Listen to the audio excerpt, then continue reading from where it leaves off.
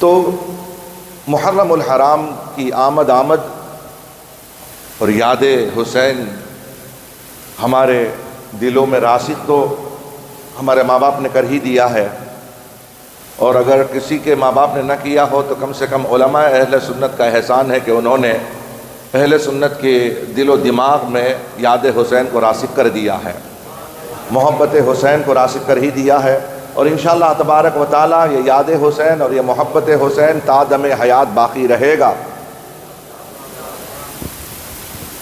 ہماری آخرت ہوگی، ہمارے بچوں کی آخرت ہوگی، تو امید قوی ہے کہ محبت حسین کے صدقے میں خیر کے ساتھ آخرت ہوگی انشاءاللہ، خیر کا معاملہ ہوگا، ان کی محبت جن کے دل میں ہوگی۔ ارے جو غوث اعظم کا ہوتا ہے وہ ایمان کے ساتھ مرتا ہے، تو جو حسین کا ہوگا وہ کیسے ایمان کے ساتھ نہیں مرے گا؟ ان کے نواسے غوث اعظم رضی اللہ تعالیٰ عنہ، خود غوث پاک رضی اللہ تعالیٰ عنہ جو فرماتے ہیں میرا مرید جب مرے گا تو بے توبہ نہیں مرے گا، بلکہ وہ توبہ کے ساتھ مرے گا، جب توبہ کر کے مرے گا تو یقینی وہ جنتی ہے، شک نہیں ہے۔ توبہ کے بعد وہ جہنمی ہو ایسا نہیں ہے، یہ سراسر خدا کی غفاریت کی مخالفت ہے کہ اللہ تعالیٰ غفور الرحیم ہے، اور اللہ کے رسول صلی اللہ علیہ وسلم ارشاد فرماتے ہیں التائب من الذنب کمن لا ذنب له، اور توبہ کرنے والا ایسے ہو جاتا ہے جیسے اس نے گناہ کیا ہی نہیں ہے۔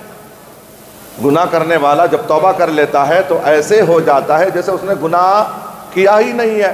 جب غوث العظم دستگیر پیران پیر روشن ضمیر جو نواسہ غوث اعظم جو نواسہ حسین ہیں، اگر ان کے ہاتھوں میں ہاتھ دے دیں، ان کی محبت کو اپنے دل میں راسخ کر لیں، تو وہ موت جب مرتا ہے تو ایمان کے ساتھ مرتا ہے۔ تو جس کے دل و دماغ میں حسین ہی حسین ہو، جن کے دل و دماغ میں علی ہی علی ہو، جن کے دماغ میں، جن کی بیٹھک میں، جن کی نمازوں میں، جن کی اذانوں میں نبی ہی نبی ہو، وہ کیسے بے ایمان مرے گا؟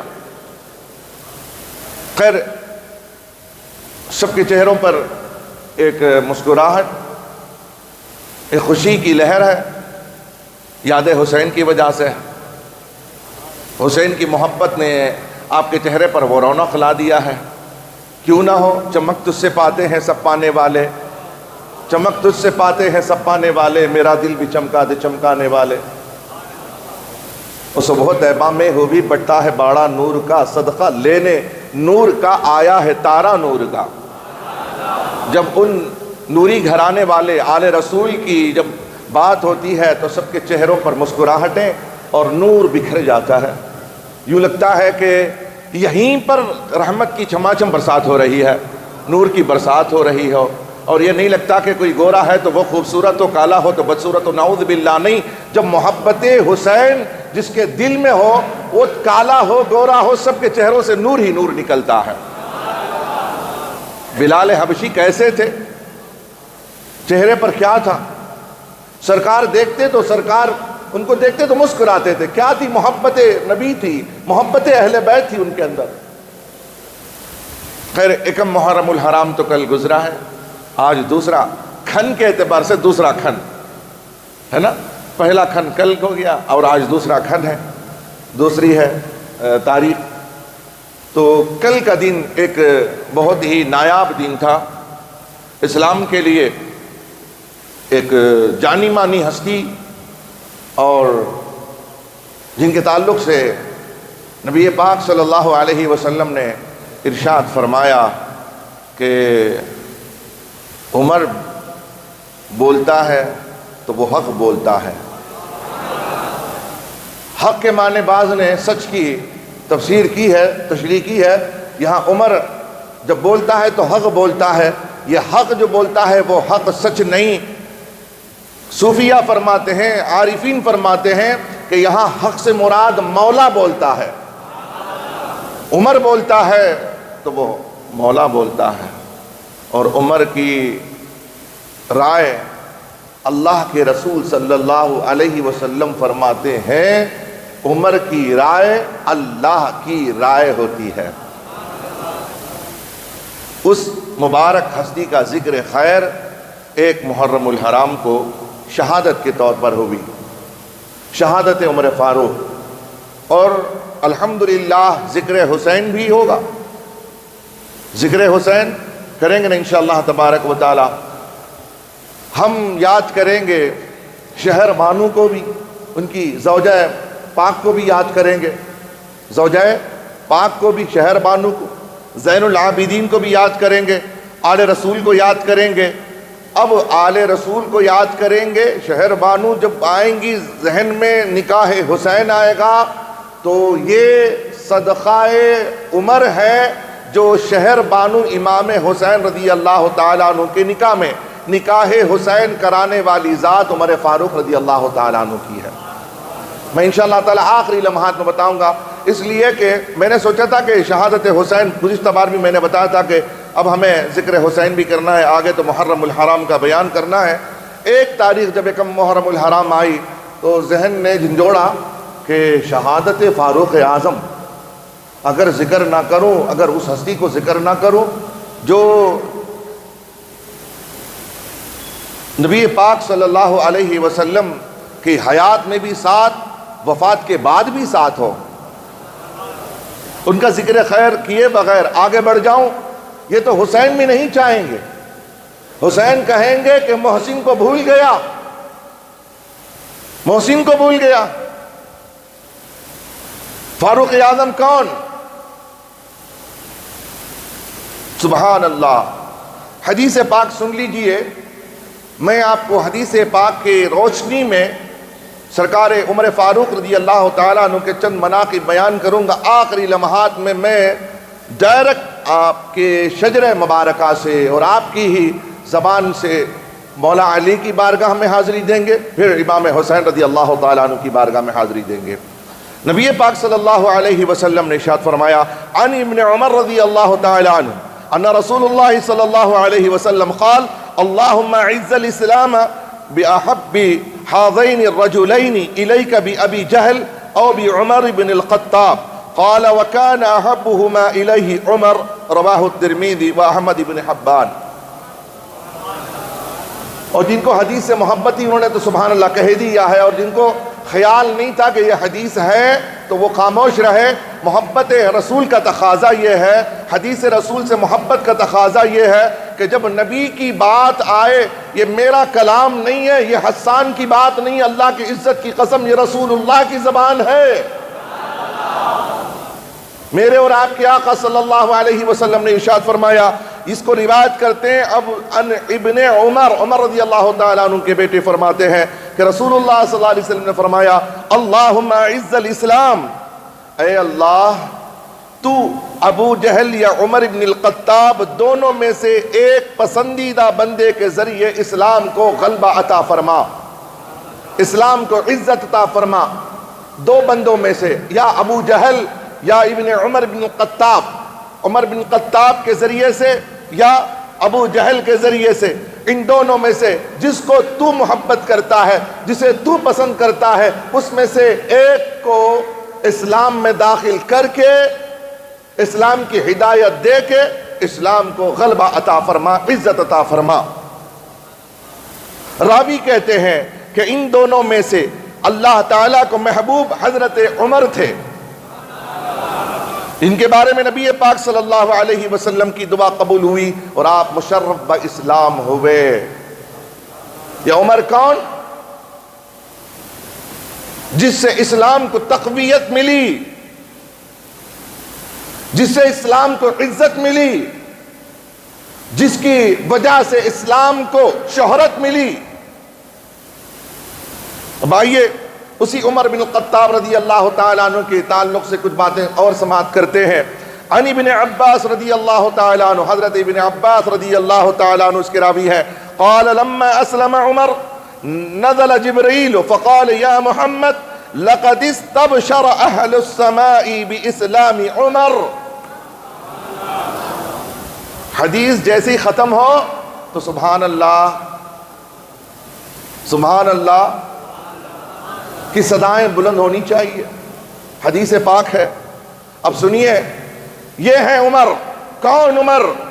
نبی پاک صلی اللہ علیہ وسلم ارشاد فرماتے ہیں قال لما اسلم عمر، جب اسلام لائے عمر رضی اللہ تعالیٰ عنہ، نزل جبریل علیہ السلام سدرۃ المنتہا چھوڑ کے آ گئے مقام دربار رسول صلی اللہ علیہ وسلم میں حاضر ہوئے، عرض کیا، فقال، اور عرض کیا، یا محمد صلی اللہ علیہ وسلم لقد استبشر اہل السماء باسلام عمر، بے شک اے مصطفیٰ اہل آسمان نے حضرت عمر کے اسلام لانے پر خوشیاں منائی ہیں۔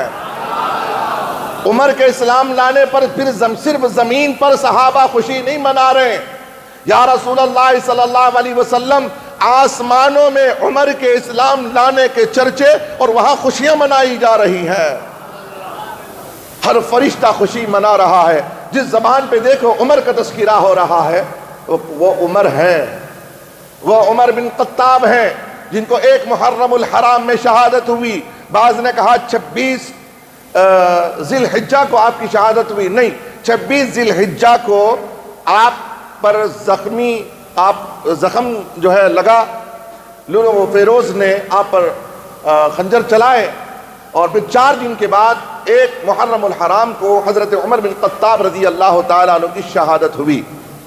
ٹھیک ہے، کون عمر؟ کون عمر؟ یہ وہ عمر ہیں نبی پاک صلی اللہ علیہ وسلم، صدیق اکبر رضی اللہ تعالیٰ عنہ، اور حضرت عمر فاروق رضی اللہ تعالیٰ عنہ، اور حضرت عثمان بن عفان رضی اللہ تعالیٰ عنہ، 4 اشخاص، 4 ذاتیں جب پہاڑ پر چڑھے۔ کون سا پہاڑ؟ جبل احد۔ آپ سوار ہوئے، چڑھے۔ یہ ایک عاشق کا ذکر بھی کرتا ہوں، ایک عاشق کی زبان اور ایک مجبور، ایک شارح جو اس حدیث کی شرح کرتا ہے، اس کی بھی بات آپ کے سامنے رکھتا ہوں۔ ایک نے کہا جب آقا صلی اللہ علیہ وسلم اور یہ صحابہ چڑھے تو پہاڑ پر زلزلہ طاری ہو گیا، نبی پاک صلی اللہ علیہ وسلم نے ڈانٹا پہاڑ کو، یہ ہے جو مجبور ہے اور آقا صلی اللہ علیہ وسلم کے تعلق سے ایسا خیال رکھتا ہے کہ آپ چڑھیں اور اس پہ زلزلہ آ جائے، یہ اس کا خیال ہے۔ عاشق رسول کہتا ہے جب مصطفیٰ پہاڑ پر چلے، اب اس پہاڑ پر وجد طاری ہو گیا، کیف و سرور آ گیا، رقص آ گیا۔ تو اب جب حرکت میں آیا، وجد میں آ گیا پہاڑ، تو آقا صلی اللہ علیہ وسلم نے پیر مارا احد کو، کہا احد تو نہیں جانتا کہ اس پر ایک نبی، تجھ پر ایک نبی، ایک صدیق، 2 شہید موجود ہیں۔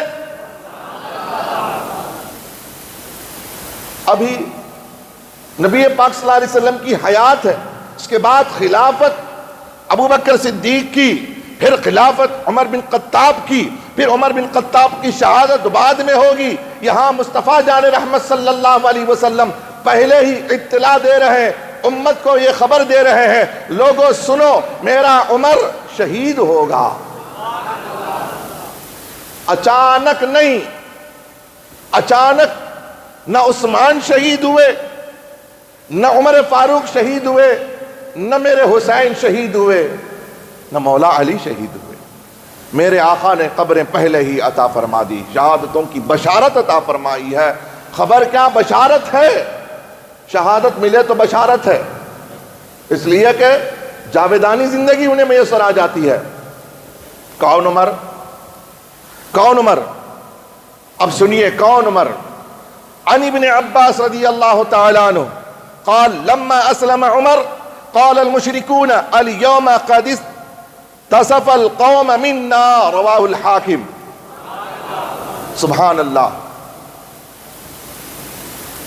جب عمر اسلام لائے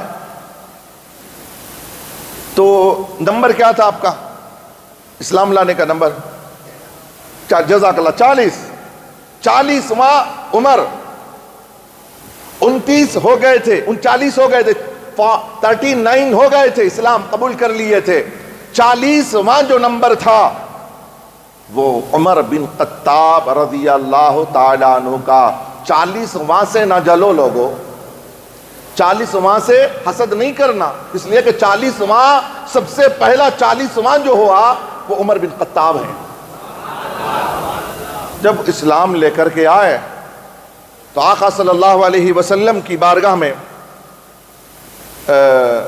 عمر آئے، اسلام قبول کر لیا۔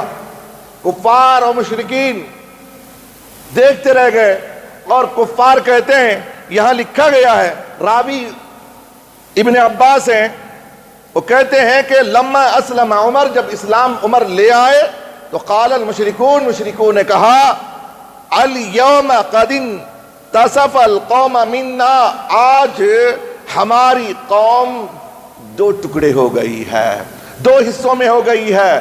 کون؟ عمر جو مشرکین مکہ کے سردار رہے، وہ ایک کا چلا جانا، مشرکین کہتے ہیں ہماری قوم کا آدھا سرمایہ عمر چلا گیا، ہم دو ٹکڑوں میں ہو گئے، ایک عمر چلا گیا۔ گویا کہ مشرکین کہہ رہے ہیں آج اسلام کو اتنی تقویت مل گئی ہے کہ ہمارا آدھا حصہ، ہماری آدھی قوم ایک عمر ہے، ہماری پوری قوم بنتی ہے ایک پوری قوم اور عمر سے۔ پوری قوم، مشرکین کی پوری قوم ایک اور عمر، یہ جب ملتے ہیں تو پوری ہماری قوم، اور جب عمر ہٹ گئے تو ہماری آدھی قوم نکل گئی۔ عمر کا چلا جانا، یہ ہے عمر۔ اب سنیے عمر کون؟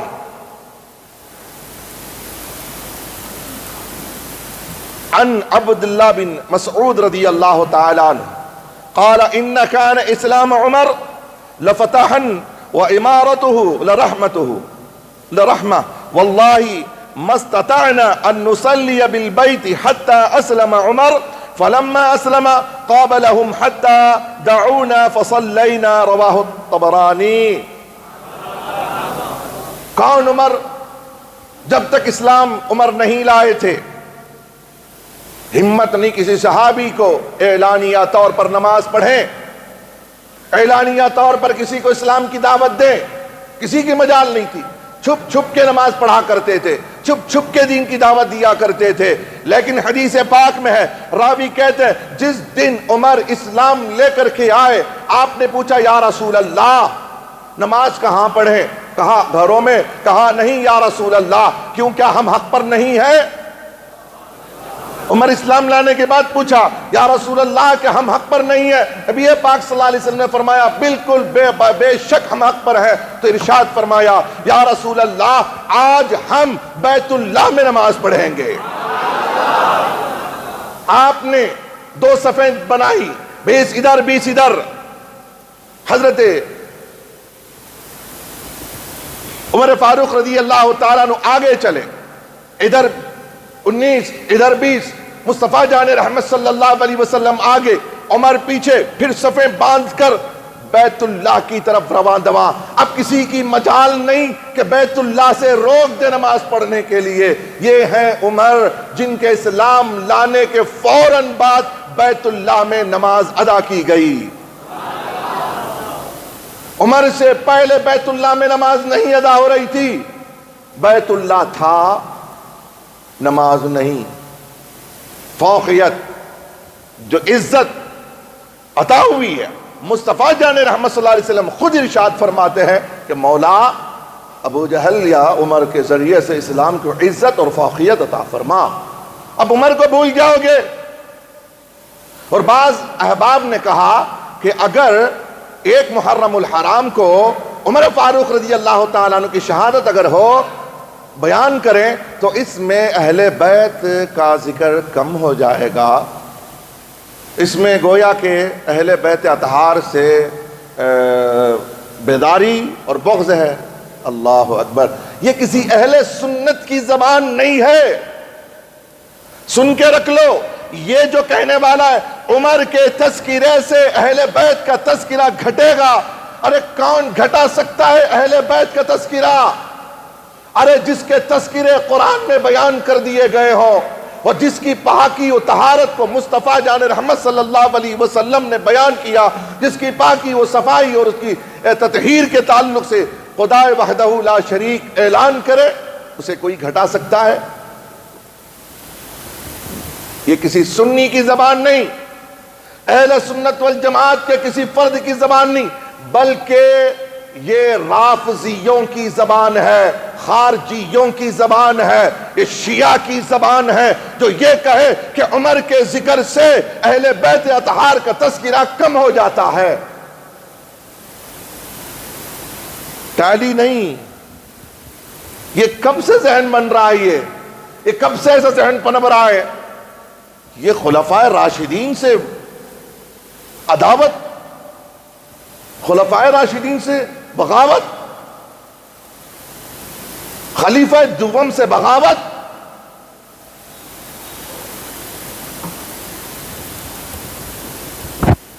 اللہ حفاظت فرمائے، ہماری حفاظت فرمائے۔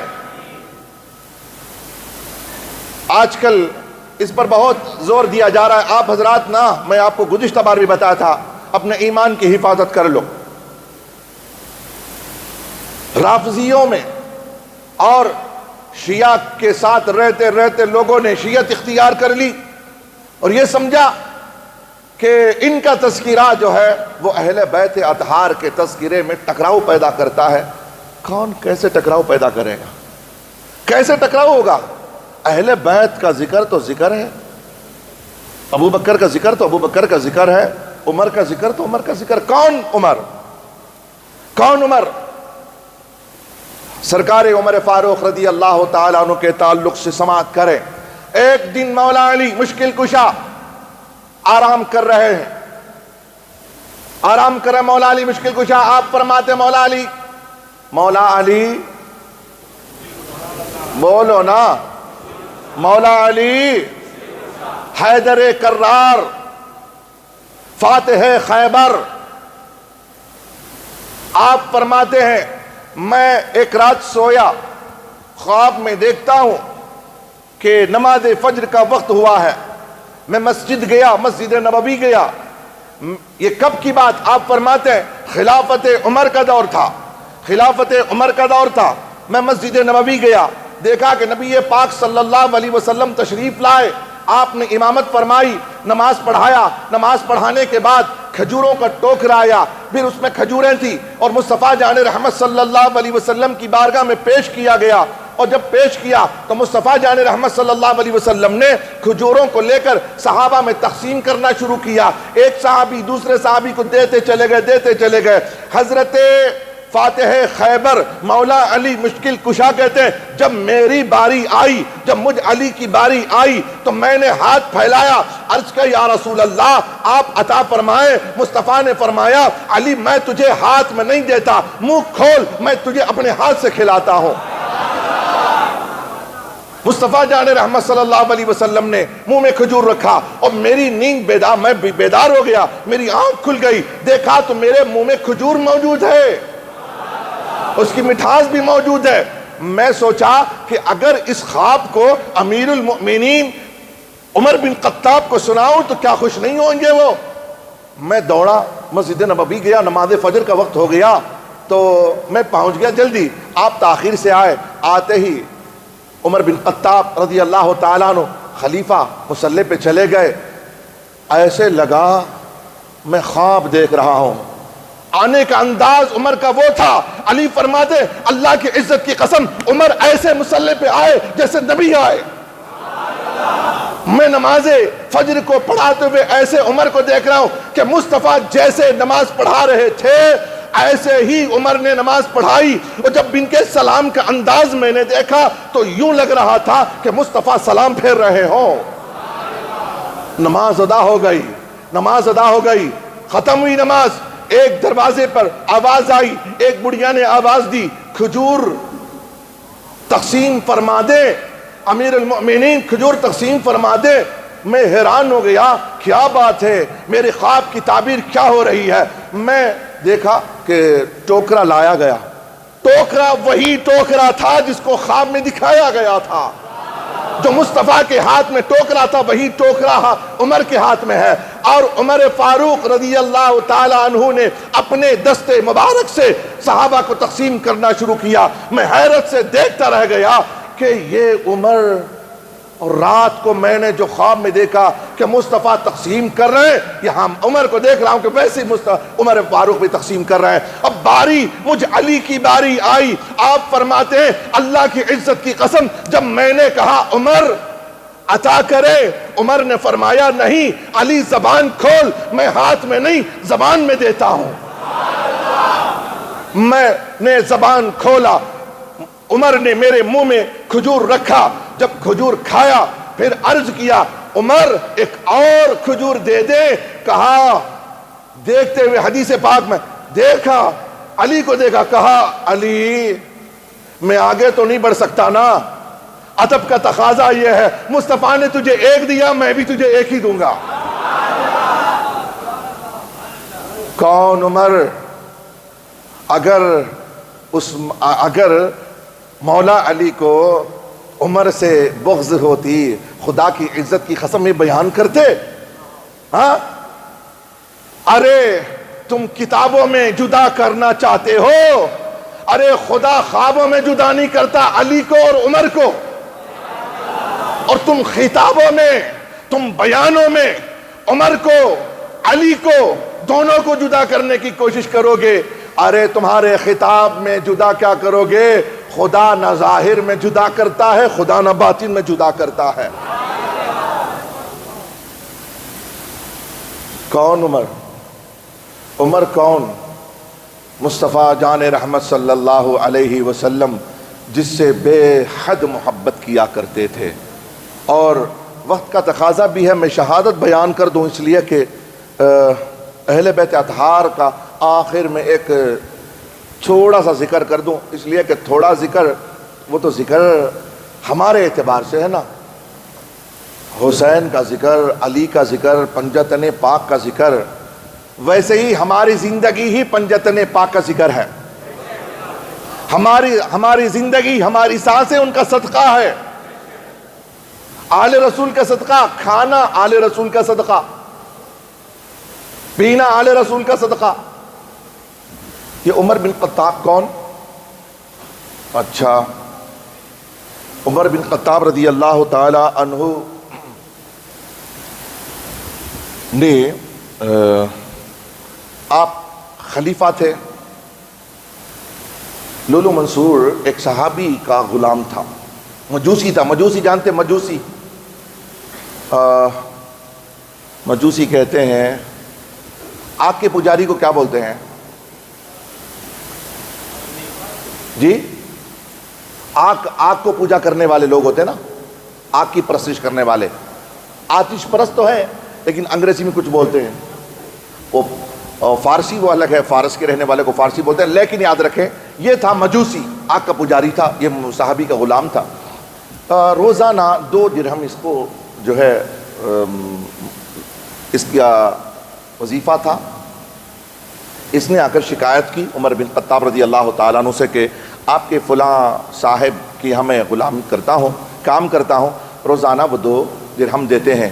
عمر بن خطاب نے کہا 2 درہم تو بہت زیادہ ہو گئے ایک دن کے، جو دے رہا میرا صحابی جو دے رہا بہت زیادہ دے رہا ہے، اگر تو کہتا ہے بڑھ کے بات کرنے کی تو میں کوشش کروں گا، بات کروں گا۔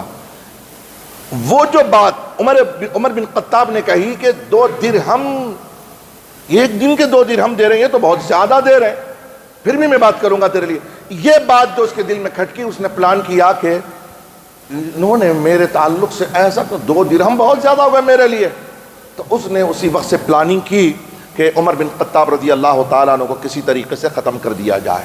آخر کار ہوا یوں، فجر کی نماز پڑھانے کے لیے سرکار عمر بن خطاب رضی اللہ تعالیٰ عنہ مسجد نبوی تشریف لائے۔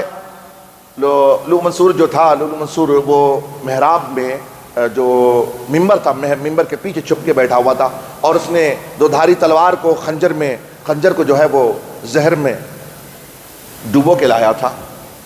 اب آنے کے بعد جیسے عمر بن خطاب رضی اللہ تعالیٰ عنہ نے صفیں درست کروائی اور آپ نے رکعت باندھی، جیسے ہی رکعت باندھی وہ آ گیا باہر۔ آ کر آپ پر اس نے 6 ضرب لگائی، قاتلانہ حملہ 6 بار کیا، پھر دوڑ گیا۔ عمر بن خطاب رضی اللہ تعالیٰ عنہ کا پیٹ چیر گیا، خون بہنے لگا، آپ گر گئے۔ صحابی رسول حضرت غالباً عبداللہ بن مسعود ایک صحابی ہیں جن کو آپ کے پیچھے کھڑے تھے، ان کو آپ نے آگے بڑھا دیا، آپ نے نمازیں آپ نے مکمل کیا۔ دوڑتا ہوا جا رہا تھا تو اس نے صفوں کے درمیان صحابہ کو زخمی کیا اور کئی صحابہ جو ہے شہید بھی ہوئے، اور پھر ایک صحابی اس کا پیچھا کیا، تعقب کیا، پھر انہوں نے اپنا امامہ نکال کے اس کی طرف پھینکا تو وہ آ گیا، اس کی لپیٹ میں آ گیا۔ جیسے ہی اس کی لپیٹ میں آگے گرا، ابن مسعود نے سوچا کہ معاملہ خراب ہونے والا ہے، خود اس نے اپنے آپ پر چھری چلا لی، ختم ہو گیا۔ وہ نماز جو ہے ختم ہو گئی، آپ کو لے جایا گیا گھر۔ آپ کی علاج کے لیے 4 دن تک آپ رہے، اسی زخم میں آپ 4 دن تک رہے، تو آپ کے علاج کے لیے صحابہ باہر گئے، دوسرے شہروں میں جا کر کے طبیب کو تلاش کیا کہ کوئی طبیب کو تلاش کرے، اچھے ماہر طبیب کو۔ تو جب لے کر کے نکلے، طبیب ملے، راستے میں آ رہے ہیں، تو راستے میں آتے آتے طبیب نے کہا کہاں جا رہے ہیں ہم؟ عمر کے علاج کے لیے۔